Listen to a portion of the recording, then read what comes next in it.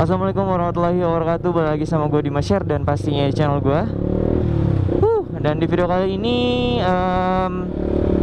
sebelum gue membahas suatu pembahasan ya kan, izinin gue buat menyapa-nyapa dulu nih buat kalian ya kan. Walaupun lagi ada kemacetan yang bikin gue bingung mau ngomong apa dulu ya kan. Jadi ya lu tau lah, kalau bawa motor pasti lu rada-rada ke distract gitu kan. Kalau misalkan macet kayak gini terus sambil ngonten, ya mungkin motovlogger tau lah gimana rasanya gitu kan bro. Aduh,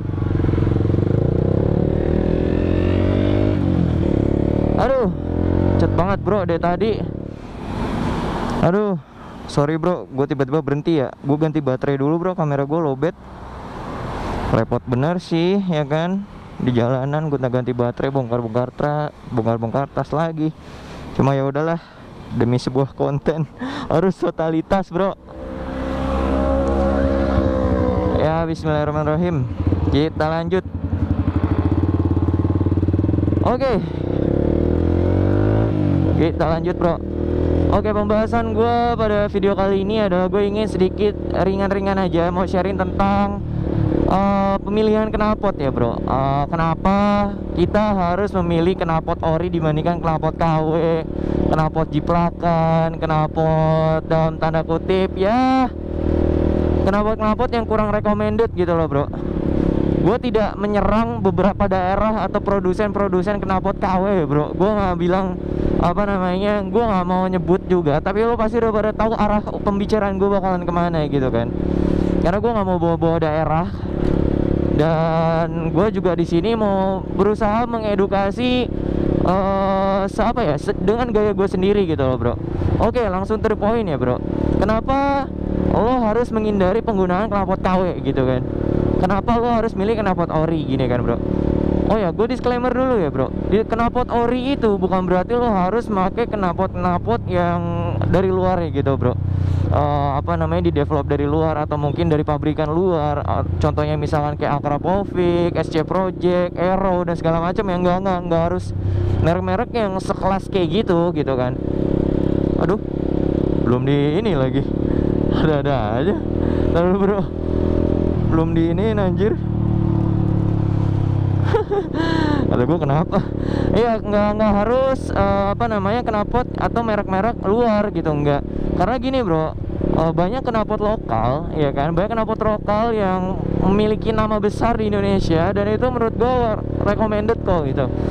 Kalau misalkan gue sebutin ya, misalkan ada WRX, ada Proliner, ada R9, ada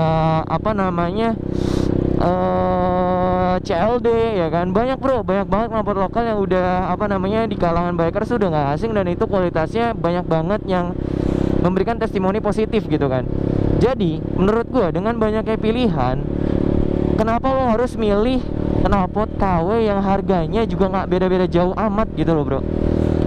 Nih, gue sering banget nemuin di forum ya bro, alasan orang memilih knalpot KW, netizen tuh pasti bilang begini, ya gue mampunya beli knalpot KW bang ya kan, gue nggak mampu beli knalpot ori. Menurut gue itu mindset yang salah ya bro. Even emang itu hak lu, itu duit lu, gue tahu. Cuma di sini niat gue adalah mengedukasi, karena gue pengen lo modif motor itu nggak cuma hanya lo pakai knalpot terus berisik ya kan, terus juga lo kayak nggak dapet performance-nya tuh kayak sama aja gitu. Jadi lo percuma cuma berisik doang gitu kan. Even kayak mesin gue standar, tapi gue menggunakan knalpot yang menurut gue itu ngaruh ke performa gitu. Dan menurut gue puas banget gitu. Dengan harga segitu, dengan harga sekian, walaupun knalpot lokal, tapi ya performanya dapet banget gitu kan. Nah, sayang banget karena gini bro, beberapa temen gue ya kan, yang ibarat kata baru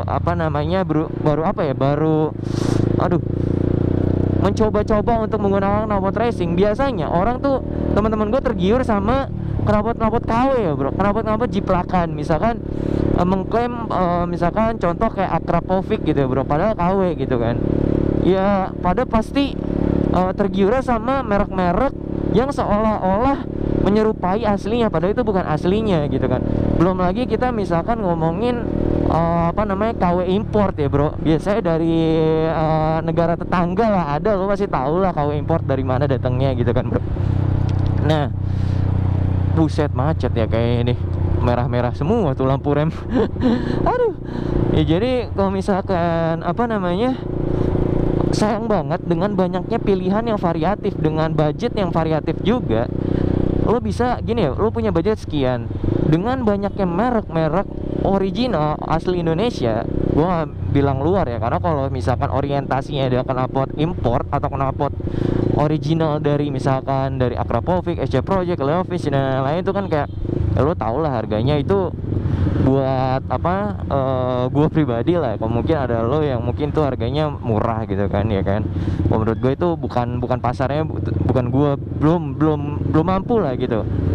Dan gue juga rada mikir dua kali sih gue beli knalpot seharga motor ya, karena ya motor gue baru motor kayak gini, terus juga ya budgetnya bro, budgetnya ngepas gitu kan. Intinya kembali lagi ke budget gitu kan bro. Nah kembali lagi ya bro ke pembahasan gue. Jadi gue kalau misalkan teman-teman gue nanya ke gue bakalan selalu bilang bahwa budget lo berapa. Jangan, mau budget lo seminim mungkin, mau budget lo sebanyak mungkin, jangan pernah nyentuh knalpot KW bro, ya kan. Buset, kaget gue tiba-tiba polisi ya. Kaget gue anjir. Bukan takut ditilang ya, tiba-tiba bluk ya. Bangke, astagfirullah. Nah, jadi gini ya, kadang kalau lo memilih knalpot KW, yang pertama ya bro, resikonya adalah gini, knalpot KW itu dia tidak punya produsen tetap ya bro. Produsennya tuh nggak cuma satu, atau pembuat knalpotnya tuh nggak cuma satu, enggak. Tapi misalkan nih dia mengklaim satu merek ya kan, misalkan Akrapovic lah kita sebut gitu kan.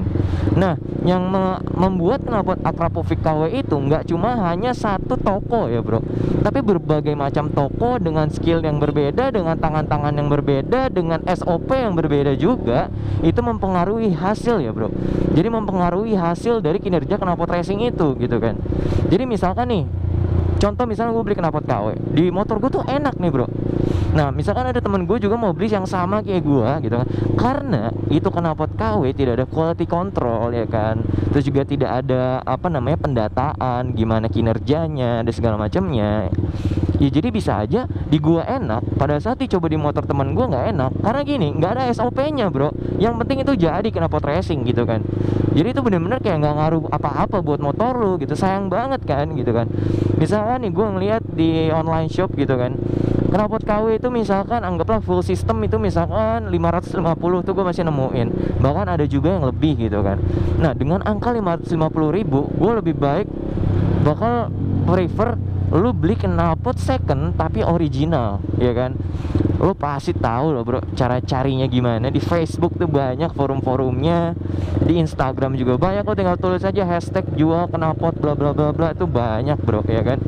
Jadi nggak ada alasan sih kalau misalkan lo nggak nemu knalpot second murah, itu pasti banyak banget gitu bro. Oke, itu ya bro. Lalu yang berikutnya adalah perbedaan knalpot KW dan original selain harga dan kualitasnya adalah dari segi build-nya ya, build quality-nya, terus juga aduh ditutup juga bro.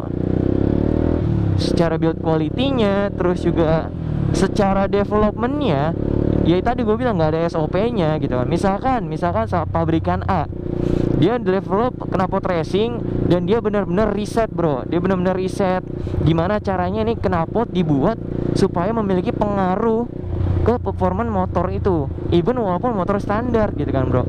Tapi ya gue bilang berpengaruh terhadap performance bukan berarti motor lu yang biasanya ngebutnya misalkan 120 km per jam tiba-tiba jadi 160 km per jam, enggak gitu juga bro. Ya enggak, maksud gue secara tarikan, lalu juga nafas motor lu jauh lebih panjang. Nah kayak gitu-gitu bro, yang ringan-ringan dan tipis-tipis aja pengaruhnya gitu kan bro. Oh enggak yang se-ekstrim kayak bore up itu mah beda lagi bro, beda orientasinya atau ekspektasinya jangan ke sana gitu kan. Gitu bro, jadi banyak banget perbedaannya. Misalkan kalau kaum ngabers tuh ya, kaum ngap-ngapan pasti nanya dynonya berapa, hasilnya gimana dynonya gitu kan. Nah walaupun terdengar agak sedikit awkward gitu ya, tapi emang bener bro, knalpot original misalkan dengan pabrikan-pabrikan yang ternama, dia pasti akan melakukan tes di dyno, dia akan tes di build quality secara quality controlnya dia beberapa tahap gitu kan bro. Dan masing-masing brand itu memiliki pelayanannya masing-masing terkait dengan garansi, terus maintenance. Itu tinggal lo sesuaikan sama budget dan hati lo milihnya ke knalpot mana gitu kan. Karena gue nggak bisa bilang beberapa brand ini yang terbaik, enggak. Itu tergantung lo aja, experience lo tuh menurut lo enaknya yang mana. Kalau gue udah memiliki experience berbagai macam brand yang udah gue coba, dan gue menetapkan pilihan gue satu ya yang sekarang yang gue pakai. Dan lo bisa cek aja di video gue yang sebelumnya ya bro. Karena gue di sini nggak akan membawa merek-merek tertentu, nanti dikiranya gue malah fanboy atau gimana gitu kan, ngerasanya nggak relevan gitu kan. Jadi lo bisa cek aja di video gue yang sebelumnya gitu kan. Nah, lalu yang berikutnya adalah biasanya di forum-forum atau di internet atau netizen yang menggunakan knalpot KW, biasanya orang-orang yang kurang pengetahuan ya bro, kurang pengetahuan, kurang edukasi. Jadi mereka pikir bahwa knalpot racing ya udahlah sama aja, yang penting berisik gitu kan. Nah gini kita rangkul bro, jangan dibully ya bro, jangan dibully, jangan lo hakimin, jangan lo underestimate gitu. Karena gini, nggak semua orang yang bikin knalpot KW itu nggak punya duit bro, nggak semuanya. Kadang ada orang nggak punya, orang punya duit tapi karena dia nggak ngerti ya udah main beli-beli aja. Jadi lo hati-hati, lo ketika ngebully orang-orang yang bikin knalpot KW, tau-tau besok-besok dia beli SC Project original, mampus lo bro. Jadi nggak semua orang yang bikin knalpot KW itu tuh nggak punya duit bro. Jadi lo jangan ngebully, yang penting kita edukasi dengan baik, bahasa yang baik, dengan niat yang baik gitu kan bro.